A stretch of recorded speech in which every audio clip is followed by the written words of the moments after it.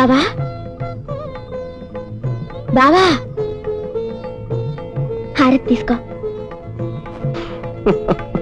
ముద్దులోకి పెళ్ళ మొగుడికి ఇవ్వాల్సింది ముద్దులు కాని హారతి కాదు. చిప్పో బావా, ముందు హారతి తీసుకో. ఏం తీసుకోవాలో నాకు బాగా తెలుసు.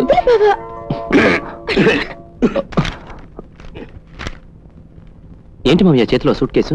ఏం లేదురా, నేను వచ్చి అప్పుడే 10 యుగాలు అయినట్టుంది. ఇంకా ఎంతకాలం మీ మధ్య ఉండమంటావు? నా కూతురు కాపురం కళ్ళారా చూశాను. నేను కల్లో కూడా ఊహించనంత ఇంట్లో నా కూతురు చేత కాపురం పెట్టించావు. అంతకంటే ఆనందం ఇంకేం కావాలరా? నాకే కష్టం వచ్చినా నువ్వు ఆదుకున్నావు. అలాంటిది నీ కూతుర్ని కష్టపెడతానా మామయ్య? ఈ మాటతో నా కడుపు నిండిపోయింది బాబు. ఇక నిశ్చింతగా మా ఊరు వెళ్ళిపోతాను. ఇంకా 2 రోజులు ఉండొచ్చు కదా మామయ్య? అక్కడ మాత్రం నీకెవరున్నారు? ఎవరూ లేరు కనుక వెళ్తున్నా బాబు. మీ అత్తయ్య బతుకుంటే ఆ ఇంటి మీద దిగులుండేది కాదు. నా కూతుర్ని విడిచిపెట్టి వెళ్తున్నాననే బెంగ ఉండేది కాదు. బెంగెందుకు మామయ్య, ఆనందంగా వెళ్ళిరా. అక్కడ ఉండలేకపోతే ఊళ్ళో వన్నీ అమ్మేసి ఇక్కడికి రా. నీ కూతుర్ని చూసుకుంటూ ఆనందంగా ఇక్కడే ఉండొచ్చు.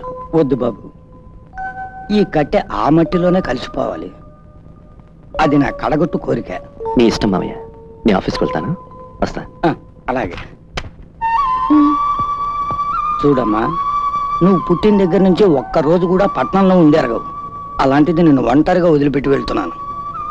అమ్మా, మన ఊళ్ళో లాగా ఇంటికి ఎవరన్నా వస్తే లోపలికి వెళ్ళి దాక్కకూడదు. బయటకు వచ్చి వచ్చిన అతిథుల్ని గౌరవించాలి. వాళ్ళని గౌరవించటంలోనే నీ భర్త గౌరవం ఆధారపడింది.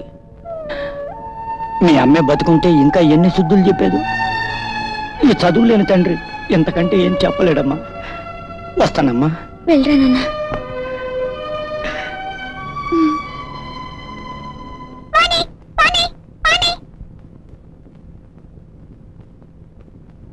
ఏమే పెళ్ళై 3 సంవత్సరాలు ఇంట్లో ఉన్నా మా బావకి నా మీద ఇంకా ప్రేమ పోలేదు తెలుసా? అవును, మా బావ పెళ్లి చేసుకుని ఉద్యోగం కోసం వెళ్ళిపోయాడు కదా, అందుకని.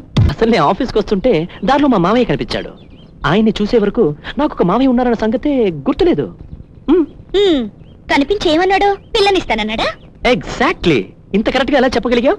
ఇదిగో, ఆ పిల్లని చేసుకున్నావంటే